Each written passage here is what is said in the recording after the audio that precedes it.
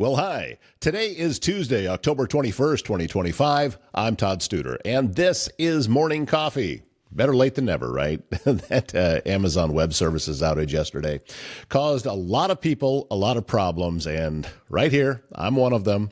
The platform that I use to record on, well, it was letting me record just fine, but then I couldn't access the files. And they were aware that it was an issue, but they were kind of in a holding pattern themselves, I think, because waiting on Amazon to get their problem fixed. I didn't realize just how much of the internet went through Amazon Web Services. And the article that I read said that about 75% of the businesses worldwide were affected in one way or another by that. That's a lot. And to be honest, a little uncomfortable for me that we have that many eggs in one basket. But they got everything fixed. We're operational now. Otherwise, you wouldn't be watching me right now. On today's show, we are returning to the political arena and bringing you another candidate interview. This time, a candidate for mayor, Jill Shudak. Jill finished second in the primary voting earlier this month, so her name is on the ballot. And you'll have an opportunity today to learn a little bit more about who Jill is. She currently sits on the city council in Council Bluffs too. So had a great conversation with her, and she was very open and upfront about who she is and what she would like to see. So this is going to be a wonderful interview for you to watch. And as I have spoken about before, and I think I should probably do it again because I'd heard there's a few rumors floating around about the purpose and what it is that I'm doing here.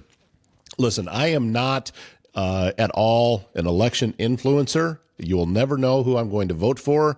And if I'm doing my job correctly, you will not be able to tell that based on how I conduct these interviews.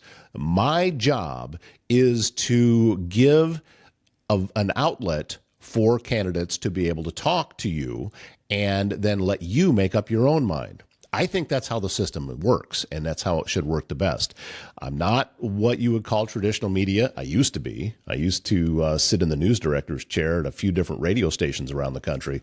That's not a place that I really want to be anymore. This is a different type of platform, and we can go longer form. We can let conversations last as long as they last. I don't have a hard out. I don't have, this program is 2 minutes, so that's all that you're going to get, or this program, has to be wrapped up so we can get into the next thing. That's not what it is. And it's one of the reasons why I like it so much, and it's also one of the reasons why I truly do believe that this is the future of media. I think we're already starting to see it, and I am excited that it's working as well as it is, and that everyone, including you, have been receptive to what it is that we're doing here. So, again, today's interview, candidate for mayor in Council Bluffs, Jill Shudak, coming up here in just a couple of moments. S&B Country Kennel has become the top spot in Southwest Iowa when you need to know your dog will receive only the best. They have boarding, they have daycare, they also do grooming, self-washing if you would like to take care of it yourself. They do training there at S&B Country Kennel, and there's even a membership available to a dog park that's over an acre in size. S&B Country Kennel also has rescue dogs, so check with them about adoption possibilities. sbcountrykennel.com is the website to learn more. That's country spelled with a K. They're located just west of I-29 on Bunkie Avenue, south of Council Bluffs. Technology should work for you, not against you. And at ThinkSpace IT, they provide IT solutions to keep your business running smoothly and securely.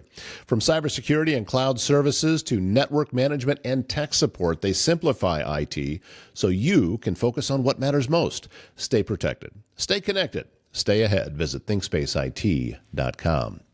And this political season, has there ever been a time where it's more apparent that We often don't know how to communicate with each other anymore. And there is a local author who has addressed this very thing. And the book wasn't written for politics. It was written for companies and for individuals who have lost the ability to communicate. It's called The Spiral of Accountability, and it's written by local author Carol Horner.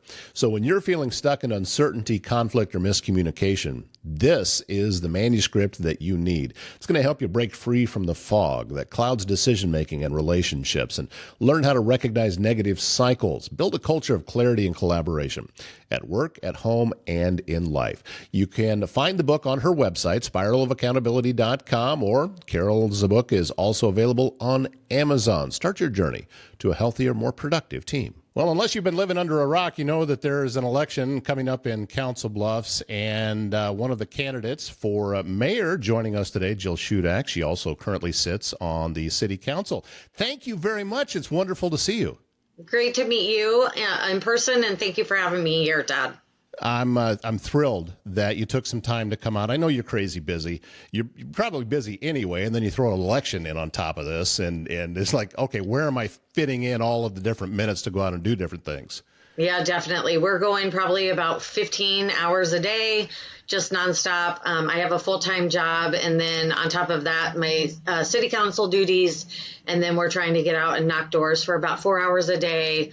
Plus then get stuff ready and take care of the house. And I'm lucky to have a really positive, supportive husband that kind of runs the household while I'm out doing these types of things. Yeah, always having a partner in your house is that's always very, very helpful. Let's before we jump into some different things, how's the door knocking been going? Since you brought it up, I mean, you're out talking to folks. How's that been going for you? Yeah, it's really great. So we knocked about 5,300 doors for the primary. Our goal is to knock another 5,000 before the general election, and we are just hit our 2,000th door for the general election at this point in time. So we have a really small, I call it a team, but it's really me, my oldest brother, and my 78-year-old mom. Just out knocking doors. And if you see any signs around the neighborhoods, that's generally my mom. She loves signs, to go put out signs. But yeah, so we're hitting the doors about 4 hours a day. I think it's really important to meet people where they are. And it's important that our local leadership takes the time out of our schedule to meet with people when it can fit into their schedule. That's a good point. And you obviously felt that there was a need that you could meet that put you into the race. So tell me a little bit about your why. Why is it that you got into this race? Yeah, to be honest, I was not planning to run for mayor at all. It was actually over the last few months, leading through the vote in May for Dodge Riverside Park, and just after that, that I really saw how our current mayor, Mayor Walsh, spoke to people and spoke down to people and really kind of just dismissed them. And I believe that our leaders at the local level and higher should really be there to represent our people, to take time to listen to them, to explain what's going on, have those different kind of conversations, not dismiss anybody. And I just was not seeing that. So at the time, nobody else had thrown their name into the hat. So I went ahead and said that I was going to run for mayor. Well, you brought up Dodge Riverside, and that does seem to be a little bit of a litmus test in town right now. Yeah. What are your views on that? Where do you fall down with the proposed development that has been on everyone's mind for the past year? Great question. I think that there's a little bit of misconceptions out there. So we did have a vote back on May 5th, and some people believe that was to continue to study the issue. The actual proposal, the amendment that we were actually voting on was to reclassify the land so that way it could be sold to one or more developers. And so I voted no on that. I've done a lot of research on the topic. I've also gone out and talked to a lot of people. I hosted 2 community input sessions. And even now with my door knocking time, we've not heard of one person that's in favor of using Dodge Riverside as a development. I know that there's some people out there, it's just not very popular in the community, and it's not anybody that I've ran across. I think instead we should treasure our parks. It's one park that's in a unique situation where we actually make money off of this park. Previous years, I don't believe that it was ran properly, and so we were running in a deficit. Last year, we made a profit. This year, they're projecting a profit as well. We can take that money and invest in other park projects and then move that money within our budget to things that we need. So it's one of those great unique assets that we have in our community that can actually self-run itself. The money can run itself. So I think it's a great thing to keep. Along with that, then you have the different challenges that the engineers have brought up. So there's channels running underneath there, the amount of dirt that you would need to bring in to actually build there. That is a huge, not only a cost, but is it going to be a strong foundation? And then also, where are you going to get that dirt from? And then the third reason why I'm not in favor of developing is that the Dodge family gave that part of that park in perpetuity to the city of Council Bluffs. And I really believe strongly in last wishes and in those types of donations. I wouldn't want to come down the road and change the early learning center 10 years down the road because somebody wants to develop there. People have given their time, their money, and in this case, their land to their city. And so I think it's important that we honor those wishes. Obviously the Dodge Riverside proposed development leads right into something that is a definite issue in Council Bluffs, which is housing and our lack of it. We just don't have enough for the people that are here. So what do you see are potential solutions to try to raise the number of available units that we have, whether it be rental or home ownership? Yeah, and we need both, right? I think the city is doing a great job. The council has approved about 2,000 units for rentals over the next few months that are currently being worked on or in the process of getting started. So I think from a rental perspective, we're moving pretty in a good direction. From an owner-occupied housing, we have a shortage there, and we really have a shortage in affordable housing, worker housing, if you will. There's a lot of houses that are being developed out on the East End that are going for $400,000, $500,000. That's not going to help our newer, younger kids growing up or our elderly people that are aging. We need to be looking at more of a starter home type communities and using our infill lots. So we have a lot of empty lots that are sitting there. I would like to see us get with 712 or some of our other project or other people in town and develop those as single family homes. But we've also just annexed south down into Mills County. So we have about 420 acres of available land that we could be building. We do have an interesting geographic setting here where we have the hills and the river. So it can get very challenging, but we need to be creative about it. If we go northeast out on 191, that's flat. That's not going to need a pump station. We have some land up in Iowa Western where the city council is running the station or the pipes out there for sewer and water. So we could be building out there. And then, like I said, we have a lot of open lots just within our community and our city already that we really need to be filling in those lots. We might need to look at things like sizing. There's some restraints about sizing and how much brick is on the surface of the front, or is there an imprint or an implate for the address? Those things, are nice, but are they needed? They add extra costs. And so if we can keep those costs down, I'd also like us to take a look at modular homes, not mobile homes, but modular, where we could build 365 days a year offsite, bring them out, and those modular homes can go on either a slab or on a basement foundation. And so a lot of building can be done that way, and that's a great way to keep the cost down as well. Do you think that by doing this, we can start to make housing more affordable for young people? Because I know I've seen some studies that have been out recently that a household income now almost has to be over $100,000 in order to be able to purchase a home, and young people just aren't there. They're not. The average age of first-time homeowners is going up because of just how unaffordable it is. I agree. And it is hard to be a first time homeowner. Myself, I purchased my home, my starter home 10 years ago. I can't get out of it. The prices are just too expensive. And my goal was always to purchase my second home in that 7-year mark, and to be able to grow. And the prices have just skyrocketed, which is why I really think that we need a starter home community that is based off of those modular homes that I talked about. We also need to take a look at some of our codes when it comes to AUDs. And for those larger lots, I think that that's a great way not only to have a starter home for the growing children, but also then that back end where you have your aging parents, instead of looking at a retirement home or a retirement village, if they could stay on property and have their own little mother-in-law suite or a little cottage on the back of your property, that would be something I think that we need to take a look at as well. So housing is one of the big issues that is on everyone's mind.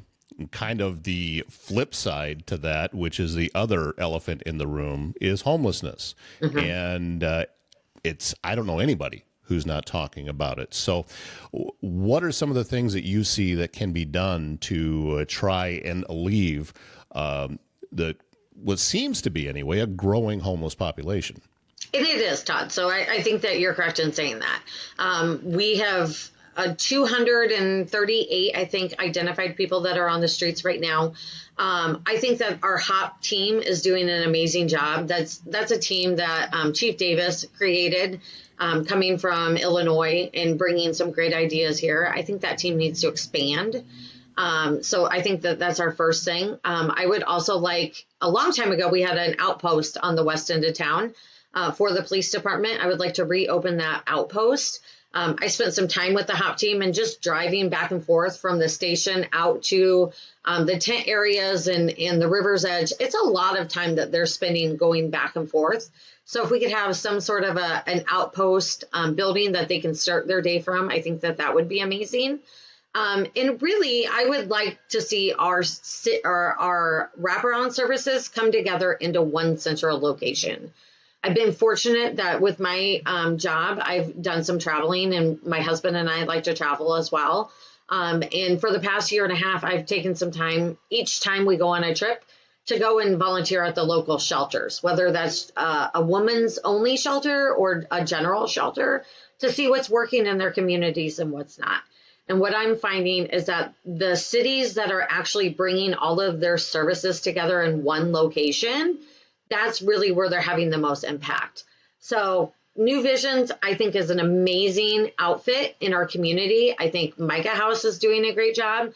But what we need is a building where people can go shower, do their laundry. If they have a pet, that they can have a place to tie up their pet. Some people won't go to the shelters because they don't allow pets. A caseworker is assigned to them where they're looking to see, do they have their GED? What kind of education? We can partner with Iowa Western in this space and have their nursing students come out and do general just checkups on people, and make sure that they're, if they're having any health issues, refer them into doctors then. I think if we have a space that somebody can go 7 to 7 during the day and not be kicked out and just sitting on the street, we can work them through the process. And not everybody wants that assistance, but those that do, I think it's amazing if we can have it in one spot for them to go.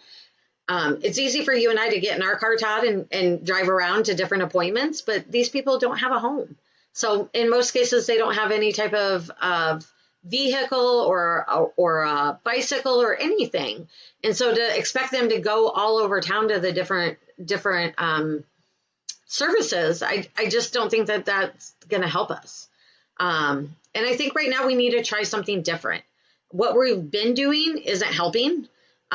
We also need to work with Omaha, because whatever's happening over there is going to affect us over here. I think a lot of people saw, as they filled in Jean Leahy Mall, our homeless population grew over here in Council Bluffs.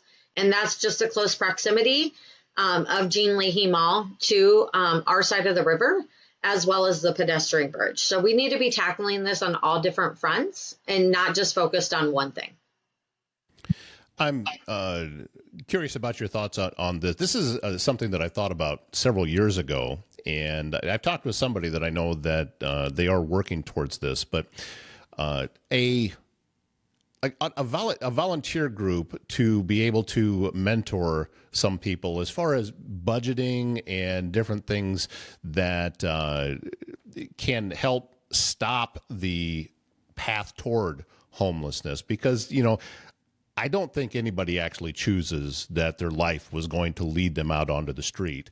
But sometimes we lack some skills because, they took home ec out of high school. Yeah. So, some of the different things. But I think that there's probably enough folks in the community. I mean, I'm remembering a time when I got together with somebody to learn business that through the Small Business Administration. It was a retired business guy, and he sat me down. And he said, "Do you have a business plan?" And I said, "No." He said, "Okay, well, go home and do that, and then we'll talk." But it's the same kind of thing because when we're in the middle of it, a lot of times it's hard to see the forest for the trees. We just can't see the path out because we're in the middle of it. But other people can see the possibility. So I'm wondering about your thoughts of trying to connect people with like mentors 1 hour a week or something like that. I think it's a great idea. I think we have nothing to lose by trying different ideas at this point in time. Like I said, what we've been doing isn't working. We're seeing our population grow. One of the shelters that I mentioned that I went to visit, it is actually ran by two formerly unhoused people. And so they really came in and said, this is what somebody needs, right? And the pet care is really kind of was one of their issues. So they wouldn't go to a shelter. They were living on the streets because they had a dog. And I think a lot of people can relate to that. They don't want to give up their animal. A lot of people, their animal is like their child. And so if there's not a place for them to go with their animal, that causes issues. And so, they'd rather live on the street. So I think it's a great idea to do the mentorship. You can also get some other churches involved and tackle it from all different types of ways. But I don't think that there's an issue with trying different ideas. Obviously, with the where we're at now with social media,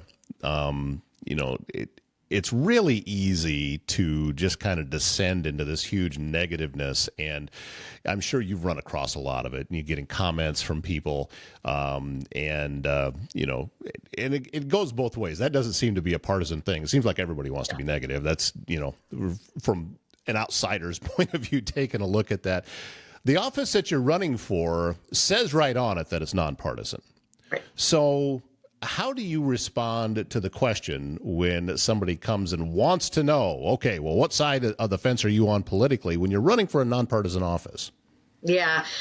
So one of the things that I've always said, because I'm not a politician, I'm just a regular person that's trying to help their community out. So one of the things I've always said is I'm going to answer every question that's asked to me. You might not like my answer, but I'm going to give you the answer, and then we can have a discussion from there. I think it's very important not to skirt around issues. If I don't know, I'm happy to say I don't know, or if I need more research, I'm happy to say that too. So when somebody asks me that, Todd, I always say what I am. I'm a registered Democrat. I'm registered Democrat, though, because I come from a strong union family and union background. And historically, the Democrats have supported the unions. And so that's where I am. But I also then make sure everybody understands this is nonpartisan. When I ran for the school board, when I ran for city council, and now that I'm running for mayor, it has nothing to do with whether I have an R or a D behind my name. It's about taking care of our citizens, making sure that our city flourishes, and that we're safe. And I don't think that those are partisan issues. I think when it comes down to it, me and anybody else can get in a room and we're going to agree on about 85 to 90% of everything.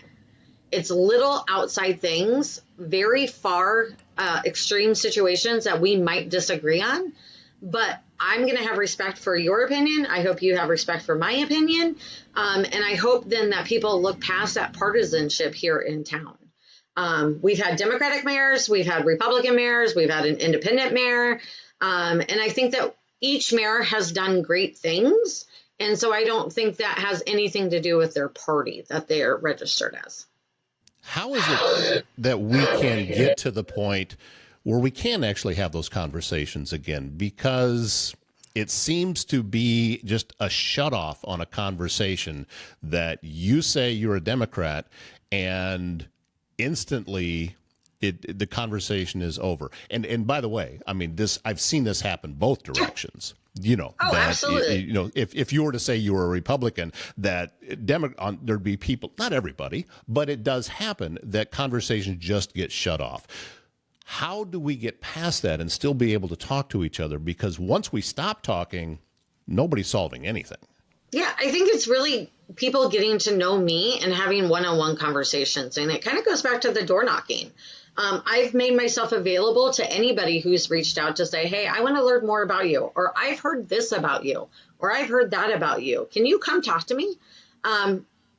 3 times last week, I went to 5 different households and just sat out on the porch and had conversations and gotten to know different people that I've never met before, but just reached out online and said, hey, I'm interested. I think I want to change. I'm not 100% sure. Can you come out and tell me where you stand on 1, 2, 3? And generally, it's about the golf course, about the proposed streetcar, and about homelessness. And in all 5 of those conversations, I walked away with somebody putting a sign in their yard and saying, yep, I'm going to vote for you, regardless of the party. It's about the ideas and the passion and the drive to want to make a change in this community. We talked before we got started, and I said I don't give my opinions very often, but here's one of the opinions that I have, and I'll share it with you. Sure. Is that what happens too often, not every time, but it happens often, that when one side of a political aisle is looking at the other one, it's not just about the belief, it's about what they believe that side's motive is. And then they're making decisions based on a perceived motive. You can't know someone's mind without talking to them. Right. And that's something that I find maddening. I agree. And I always go back and say, look at my record. I don't vote with a certain party. I don't vote even with the council. I'm actually proud of the fact that both on the city council and on the school board, I vote. I've been the lone vote multiple times. I vote for what I believe is best and what I can feel good with laying my head down on my pillow at the end of the night. I am here to represent the city, not for me to tell the city what I'm going to do. So I feel as long as I am listening and reacting and voting the way how the citizens have reached out and asked me to, I'm doing my job. Have you run across any surprises as you've been out doing the door knocking and talking to people that you had a conversation and said, wow, I never really expected that? I've had a couple, and it kind of comes from that negativity that we talked about a little bit she's a Democrat, so she wants to bust homeless people in, or, this happened in her past personal life or whatever. I stay above it. It's not something that I want to get into. It's not something that I'm going to go back and forth with. You mentioned the internet. It's hard to look at those comments sometimes. I'm a believer you stay out of the comment section. I don't want anything to do with it. As a candidate, I wish I could. I want to make sure that if somebody's asking a question in the thread, that I get a response back, right? If it's a negative comment about me, those are there. You can go back and look. I've been called some really awful negative names in the past 5 weeks. Horrible names that these people have attached their name and posted out there. I'm leaving it there. I think people should see what other people are saying and how they're acting. You're not going to get me saying anything negative on a personal level about any other candidate. We might agree on policy. We might agree with how Mayor Walsh is running things currently, but I'm never going to go negative at a personal level. That's just not something I'm going to do. What do you see is can you do a triage on the issues that right now that are facing the city and say, okay, this is number one, this is the top thing that we need to work on? Well, our 3 top things that we need to work on are jobs, housing, and the homeless, right? And I think that jobs, housing, and homeless are really tied together. But in order to get to answers, the number one thing that I'm going to do when I get elected mayor this fall and I take office in January is we need to do a full audit of these different departments and actually see where's the money going, where can we save money, We don't know what's coming down the pipeline from a state level as far as property taxes. So we need to be prepared if we are going to lose money in our budget or something's going to have to shift. I don't want to be a reactionary mayor. I want to be a proactive mayor. So we need to go out and look and see, do we save more money if we bulk order in, paper for all the departments at one time? Is there something that we can order with the county and have it delivered and just walk it across the street? We're in a great position there that we might be able to find some savings there. I'd also like to take a look at the positions and see what's outdated. Where do we need to do shifting? Do we have any synergies that we can look at? And what departments need additional resources? I mentioned the HOP program earlier. I think that's amazing. I think that's something that we need to invest in, and that is showing true results right away. I have been preaching for a long time on this show and with anybody that'll listen to me that I'd love to see a sign put up outside of town that says Council Bluffs, the biggest small town in Iowa. Exactly. Because I really do truly believe that even though we have over 63,000 people here, this town behaves like a small town. It is, and I love it. Yeah. It's part of the reason why I live here. I do. My family came here in the 1800s. My grandpa was one of three. Each of those three have 6 or more children, the largest being, I think, 12 children. I love being able to walk into the grocery store and see one of my cousins or a cousin-in-law or whatever the case may be, or somebody I went to high school with. I love that fact that I can pick up the phone and say, I'm going to call so-and-so and find out what's going on. I love it. Yeah, it's been eye-opening for me as a business owner, and having been involved in,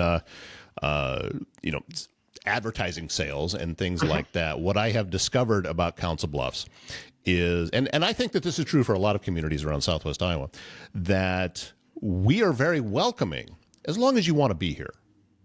Yes. But if you're just dipping your toe in and running away with the money, the people in this community have a way of sniffing that out, and they will show you the door. Now, obviously, it's not 100%, but I've seen that many times. We're protective of each other. And we want people that are invested in our community. We want you to be here. You want to do business here, please come, do it.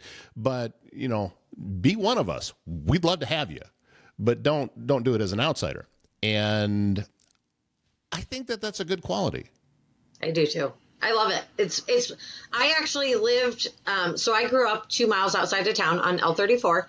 And I've lived in Omaha, I've lived in Chicago, I've lived in Iowa City. I came back to Council Bluffs. I love Council Bluffs. This is where I wanted to have my family. This is where I chose when I got married to continue to live. My husband moved from Papillion to Council Bluffs. We looked at houses all over, and I said, no, I want to live here in town. I want to live in Council Bluffs, where my family is. I'm very lucky. I live less than a mile from my mother. I live a block from my oldest brother, and I live within 5 minutes of my other brother. So it's amazing. We have also seen some comments about people feeling that there's just not enough for young people to do in town. Is that something that's on your radar? It is. It is. And I think that that's a true statement. I think right now there's a increase or a flux of bars for the evening time. But that's really what we have going on for our entertainment at this point in time. What I would like to see is us really invest in some different opportunities to grow the younger base and to really get involved. A friend of ours is a co-owner of a minor league or semi-professional soccer team. I think that's something. Yeah, we know Taylor. Yeah, Taylor. Taylor should be promoted. His club should be promoted, and it's something that we could grow. I didn't even know about Taylor and his group until he reached out a few weeks ago for me. And I feel like I'm pretty in the know. I'm on the council. I pay attention as to what's going on. But it's something that I think that we could grow and we could build out. Also bringing back the ATV park. I think that will be amazing. I know that we are in the works with the city and the county and the state of trying to get our ATV park back up and going. And taking a look at that. But we definitely need more things for our community, for people to stay in our community for activities. Great bars, great restaurants. Outside of that, a lot of activities you have to go over to Omaha to take care of. So I definitely want us to have more options for activities.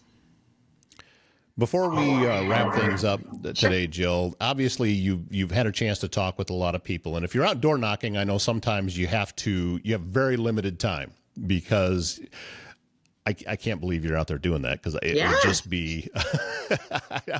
When I was 20, I tried to sell encyclopedias door to door. It didn't go well, so I just can't imagine doing that. But you have to condense everything, and you have to get things out in the most efficient and effective way possible. So, if you're condensing down your message about why you should vote for Jill Shudak as mayor, what do you tell them? Well, first, before I do that, I think it's really important for people to know you have to get comfortable being uncomfortable in order for you to grow as a person. And so it's something that I challenged myself about 15 years ago. It's not fun going out to knock on doors and you never know what kind of response you're going to get. But it's something that if you want to make a change, you need to get comfortable with being uncomfortable. As far as why somebody should vote for me, I think it comes down to a few different things. One, on a daily basis, I run and I manage $44 million in accounts receivable on a daily basis. I do budgets, I do project planning, I do coordination, I do launches. I've had up to 22 people directly report to me. So as far as the job itself, I'm qualified. I can do this. I've sat on the Council Bluffs Board of Education. I sit on the City Council. I understand how the policies go. I understand how they get brought forward, things of that nature. On top of that, though, I am a very open, honest, direct person, and I want community feedback. And that's the difference, I believe, between me and Mayor Walsh, is that it seems things are done potentially behind closed doors or not giving everybody a benefit of the doubt, or even that grace of just saying thank you when somebody shows up to the meeting to speak. So if you want to change and you want to see what can we grow into, I ask for that you vote for me on November 4th. She is Jill Shudak, and she is on the ballot for mayor, and the general election is coming up very, very soon. How many days away is it? I mean, as we're recording this right now, it's on Sunday, October 19th. This will come out in a couple of days, but it's got to be close, right? What day is it? 17 days? Yeah, it's 17 days. Yeah. We got a lot more doors to knock, Todd. We got about 3,000 more doors to hit, but we're going to get them done. Well, I'm grateful for your time. Thank you very much for taking time to come out and have a conversation.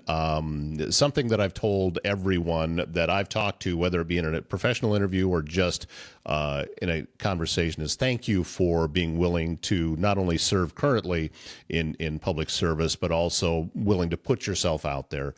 It's not an easy thing to do. It's and it can be, as you said, very uncomfortable when you start getting a lot of the negative feedback and that kind of thing. So thank you for your willingness to go through that.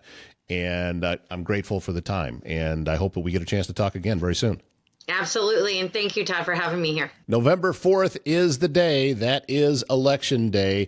Historically, turnouts get very low on an election cycle that is not a part of a national election cycle. And being 2025, there's no national offices to vote for here in Council Bluffs, so it's just local. But, to be honest, this is going to have more to do with your everyday life, what's happening locally. So learn about the candidates, whether it's Jill, whether it is our current mayor, Matt Walsh, or whether it is one of the write-in candidates.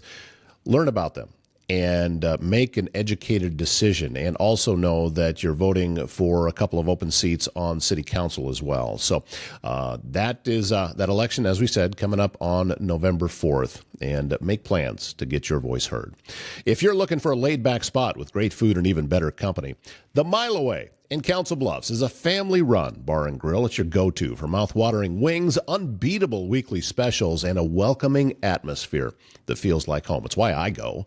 It's why I love going out there Tuesday through Fridays for lunch. They're open now from 11 to 2, and they also have taco specials on Wednesday, that $5 burger and fries deal on Thursdays with the purchase of a drink. You cannot beat that. And also regular hours start opening up at 10 a.m. on the weekend, Saturday and Sunday. And a great place to watch a game. One of my favorite places to watch the Hawkeyes play. It's the Mile Away, located on Old Lincoln Highway, just north of Council Bluffs. And Service Master Restore by Schmader knows it's hard to get back to normal when you've suffered serious property damage due to flooding, fire, or smoke, and you may also be left with all sorts of questions about how to get your home or business back to normal. That's why Service Master Restore by Schmader is here to offer quality commercial and residential restoration services in Council Bluffs and the surrounding area. If you give 402-339-9911 a call during regular business hours, you know you're going to actually get a human answering the phone. How about that? That's Service Master Restore by Schmader. Again, thank you very much, Jill Shudak, for joining us today on the program. We have more candidate interviews still coming up, and we'll keep you updated as those get a little bit closer. My name's Todd Studer. We'll see you back here tomorrow morning.